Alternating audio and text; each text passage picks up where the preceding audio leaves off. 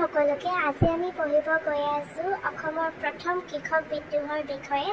যেটো ব্ৰিটিছৰ লগত হৈছিল ফুলগুৰি ধেৱা 1861 চনত হৈছিল এই ফুলগুৰি ধেৱা আৰু নগাঁৱৰ ওচৰত অৱস্থিত ফুলগুৰি নামৰ ঠাইত তিৱা জনজাতিসকলে বাস কৰিছিল আৰু তেওঁলোকৰ বাণিজ্য ৰূপত আফিং খেতি আছিল আৰু আফিং খেতি কৰিয়ে তেওঁলোকে জীৱন যাপন কৰিছিল আৰু 1861 চনত ব্ৰিটিছ চৰকাৰে আফিং খেতি নিষিদ্ধ কৰি দিছিল আৰু জনজাতিটো সেইকাৰণে বহুত ক্ষুদ্ৰ হৈ পৰিছিল তদুপৰি তামোল পাণৰ ওপৰতো কৰ লগাই দিছিল বাতৰিটোৱে সেইকাৰণে পৰিস্থিতি আৰু উত্তপ্ত কৰি তুলিছিল এই বাতৰিটো বিয়পাৰ লগে লগে কাষৰীয়া